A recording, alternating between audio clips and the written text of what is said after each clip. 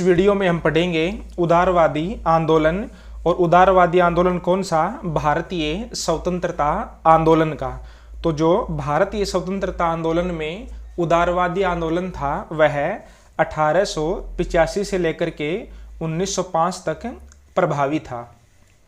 तो उदारवादी आंदोलन में या उदारवादी विचारधारा में सबसे पहले हम इसकी भूमिका पढ़ेंगे, उसके बाद में उदारवादी आंदोलन के साधन तथा रणनीति, उसके बाद में उदारवादियों ने जो साधन और रणनीति अपनाई उसको अपनाने के क्या कारण थे, और उसके बाद में उदारवादी आंदोलन की आलोचना या इसकी दुर्बलताएं।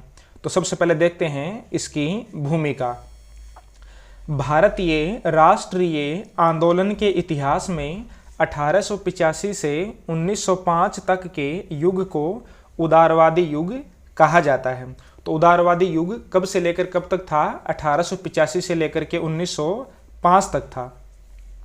इस युग में राष्ट्रीय आंदोलन का संचालन भारतीय राष्ट्रीय कांग्रेस ने किया। कांग्रेस पर उदारवादियों का पूर्ण नियंत्रण था। भारतीय राष्ट्रीय कांग्रेस की स्थापना एक अंग्रेज अधिकारी A.O. ह्यूम के नेतृत्व में की गई। तो ये हो इसकी भूमिका। अब देखते हैं उदारवादियों के साधन तथा रणनीति, यानी कि उदारवादियों ने अपने आंदोलन में कौन कौन से साधनों का प्रयोग किया या उनकी क्या रणनीति थी। तो सबसे पहला पॉइंट है ब्रिटिश शासन में विश्वास। प्रारंभ में राष्ट्रीय आंदोलन की विचारधारा ब्रिटिश शासन के प्रति उदारवादी थी। उदारवादी अंग्रेजी शासन में विश्वास करते थे और अंग्रेजी शासन को भारत के लिए वरदान मानते थे।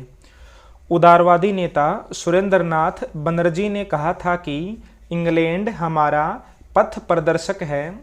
दादा भाई नौरोजी ने कहा था कि सच्चे, ईमानदार व बहादुर व्यक्ति की तरह है हमें यह बात स्वीकार करनी चाहिए कि हम सम्राट के प्रति पूर्णतः वफादार हैं।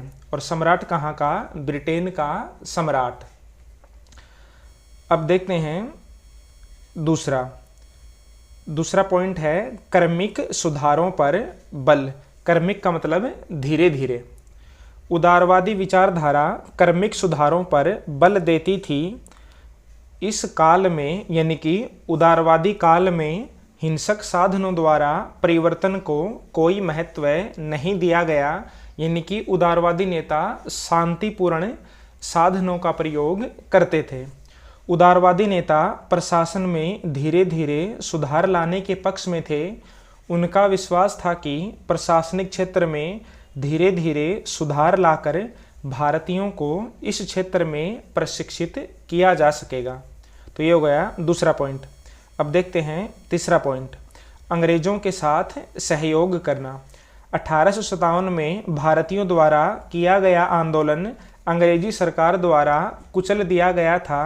इससे भारतीयों को यह शिक्षा मिली कि जब तक वे संगठित होकर प्रयास नहीं करेंगे तब तक विदेशी शासन से मुक्ति नहीं मिल पाएगी। इसके लिए राष्ट्रीय आंदोलन का संचालन करने वाले एक मंच की आवश्यकता थी। इसलिए भारतीय राष्ट्रीय कांग्रेस की स्थापना की गई। प्रारंभ में कांग्रेस अंग्रेजों का विश्वास जीतने के उद्देश्य से कार्य करती थी। इस समय भारतीय नेता अंग्रेजों का कठोरता से विरोध करने की स्थिति में नहीं थे। तो तीसरा पॉइंट क्या है कि उदारवादी नेताओं ने अंग्रेजों के साथ सहयोग किया, क्योंकि उदारवादी नेता जानते थे कि इस समय अंग्रेजों का विरोध करना संभव नहीं है। चौथा पॉइंट है शिष्टमंडल तथा प्रार्थना पत्र। राष्ट्रीय आंदोलन में शिष्टमंडल तथा प्रार्थना पत्र को एक रणनीतिक साधन के रूप में स्वीकार किया गया। उदारवादी राष्ट्रवादी नेता अपनी मांगों की ओर सरकार का ध्यान आकर्षित करने के लिए शिष्टमंडल तथा प्रार्थना पत्र भेजा करते थे। शिष्टमंडल को हम प्रतिनिधिमंडल भी कह सकते हैं। 5वां पॉइंट है समाचार पत्र। राष्ट्रीय आंदोलन में प्रेस का महत्वपूर्ण स्थान रहा है। प्रेस यानी कि समाचार पत्र यानी कि मीडिया। राष्ट्रीय नेता या फिर उदारवादी नेता अपनी मांगों व विचारों को समाचार पत्रों के माध्यम से अभिव्यक्त करते थे। समाचार पत्रों में मुख्य नेताओं के लेख छपते थे जिनका सरकार पर काफ़ी प्रभाव पड़ता था। छठा है प्रस्ताव। भारतीय राष्ट्रीय कांग्रेस अपने अधिवेशनों में विभिन्न विषयों पर विचार करती थी और अनेक संस्थाओं से संबंधित अनेक समस्याओं से संबंधित प्रस्ताव पारित करके ब्रिटिश सरकार के पास भेजती थी। इन प्रस्तावों के माध्यम से कांग्रेस अपनी मांगों को पूरा करवाने का प्रयास करती थी। अगला पॉइंट है इंग्लैंड में प्रचार प्रसार करना। उदारवादी नेताओं जैसे दादा भाई नौरोजी का विश्वास था कि कांग्रेस को अपनी मांगों का प्रचार इंग्लैंड में करना चाहिए। इससे ब्रिटेन की सरकार को भारत की वास्तविक स्थिति से परिचित कराया जा सकेगा। साथ ही इंग्लैंड में भारत के पक्ष में जनमत तैयार किया जा सकेगा। यानी कि उदारवादी नेता मानते थे कि जो ब्रिटेन की सरकार है उसको भारत के वास्तविक परिस्थितियों की जानकारी नहीं है। ब्रिटेन की सरकार को नहीं पता है कि जो भारत सरकार है वह भारतीयों पर कितना अत्याचार करती है। इसलिए हमें इंग्लैंड में भारतीयों की दशा के बारे में प्रचार प्रसार करना चाहिए, वहाँ के लोगों को अपने पक्ष में करना चाहिए। तो ये तो गए उदारवादियों द्वारा अपनाई गई रणनीति तथा साधन। अब देखते हैं कि उदारवादियों ने ऐसी रणनीति तथा साधन क्यों अपनाए। तो इनमें पहला कारण है अंग्रेजों की न्यायप्रियता में विश्वास। प्रारंभिक उदारवादी नेता अंग्रेजों की उदारता तथा न्यायप्रियता से बहुत अधिक प्रभावित थे। उनका मानना था कि अंग्रेज स्वतंत्रता और लोकतंत्र प्रेमी हैं। जब अंग्रेजों को यह विश्वास हो जाएगा कि भारतीय अपना शासन स्वयं चला सकते हैं तो वे भारतीयों को स्वशासन प्रदान कर देंगे।